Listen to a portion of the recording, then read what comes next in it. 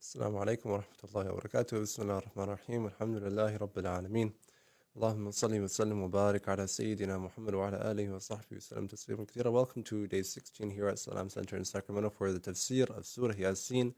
Please make sure to turn in every single day at 5:30 p.m.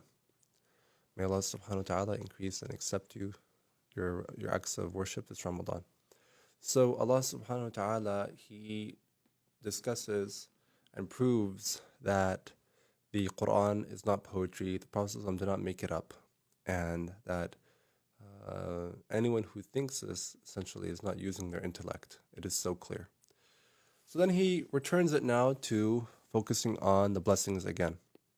He says, أَوَلَمْ يَرَوْا أَنَّا خَلَقْنَا لَهُم مِّمَّا عَمِلَتْ أَيْدِينَا أَنْعَامًا فَهُمْ لَهَا مَالِكُونَ. Do they not see that we have created for them from what our own hands have done? An'aman, livestock, cattle, فَهُمْ لَهَا مَالِكُونَ, and they own it. Right? They are owners of it. So Allah subhanahu wa ta'ala is saying, look at what we gave them. And He uses this metaphor. It's a metaphor that says from what our own hands have done, to show that Allah subhanahu wa ta'ala was the only one in charge. He's the only one who created it, and it came from Him. You didn't get your cattle, your animals from anyone else but Allah subhanahu wa ta'ala. He placed them here on this earth for you to benefit from.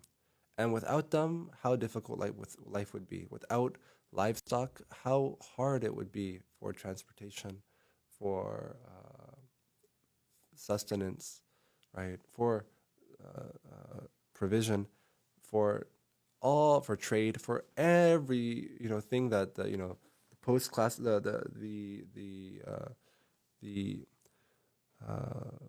late and previous generations, right, and still now, right, people rely on. I mean, nowadays we completely rely on cattle farms, and they are a huge part of our societies and our economy and our agriculture. So Allah subhanahu wa ta'ala, He's placed all of His livestock in this world for us to benefit from. And He did it with His own, figuratively, hands, subhanahu wa ta'ala. He did it by Himself, completely for us, and completely for our benefit, to the point that we own them, that we feel that we're in charge of them, right? That we take care of them, although they're Allah's creation, they're not ours. وَذَلَّلْنَاهَا لَهُمْ, and we have lowered them, right, and made them weak for them. فَمِنْهَا رَكُوبُهُمْ, they are controllable, they can be tamed. We've tamed them for them. So if all of the animals were untamable, right, how would we benefit from them? How would we use them? So Allah has also, from His blessings and mercy, made them tameable. He's tamed them from us. He's made them easy to control. فَمِنْهَا رَكُوبُهُمْ, so from them, some of them you ride, right? You use as to ride, and of others you eat from them, right? So you benefit them by riding on them, transportation, and to eat from them. وَلَهُمْ فِيهَا مَنَافِعُ وَمَشَارِبُ, and from them, right? And they also have many other benefits. There are many other benefits that we gain from the different animals. وَمَشَارِبُ, and drink, right? The milk. أَفَلَا يَشْكُرُونَ, will they not be grateful?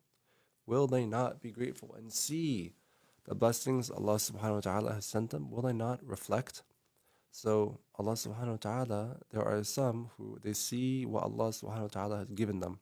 They see the blessings Allah has put in their life, and they turn to Allah and they thank Allah and they act accordingly.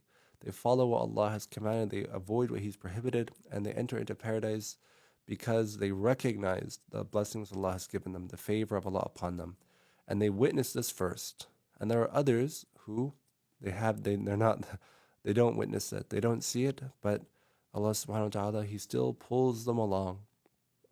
He still pulls them along to paradise, right? So they still believe in Allah, but they don't act upon it, and they are tried again and again and again with tribulation to purify their sins. This is why the Prophet sallallahu alaihi wasallam says, "عَجِبَ رَبُّكَ مِنْ قَوْمٍ يُسَاقُونَ إِلَى الْجَنَّةِ بِالسَّلَاسِلِ." Your Lord is amazed at a people who are pulled, right, dragged to paradise with chains, i.e., Allah wants them to enter paradise, but they will not be grateful. They won't witness Allah's mercy on them. They won't act upon it. They won't thank Allah. They won't worship Allah. They won't do anything they're asked. But Allah wants them to be in paradise, so He tests them. And He purifies them with tribulation and tribulation and tribulation until He purifies them enough that He enters them into paradise, because He wants them to enter paradise, subhanAllah. Right? So we want to be of those who witness Allah's favor upon us and then act accordingly. And this is just one blessing, right? This is just one of those blessings that we can think about, the livestock that we all benefit from, that is worthy of our complete devotion to Allah subhanahu wa ta'ala for. So, and then there are others who Allah subhanahu wa ta'ala has, He doesn't want them to believe. No matter what they do, they will not believe, right? No matter how hard you warn them, they will not believe. And there are others who, they actively push themselves away from Allah subhanahu wa ta'ala. They actively do, worship other than Allah. They actively harm other people and ruin other people and cause corruption in the land. Right? These are the worst of people, right? Who are not even trying to get close to Allah and want nothing to do with Him subhanahu wa ta'ala. And who Allah has doomed and destined that they will never, right, be removed from their darkness and will enter into hellfire. We ask Allah subhanahu wa ta'ala to protect us and to allow us to witness these blessings that are everywhere around us. So, the practice here in Ramadan is to really think about the blessings Allah has given us and reflect on it and use that as a method to turn us to Him and increase our worship towards Him subhanahu wa ta'ala of Him. وصلى الله على سيدنا محمد وعلى آله وصحبه وسلم والحمد لله رب العالمين.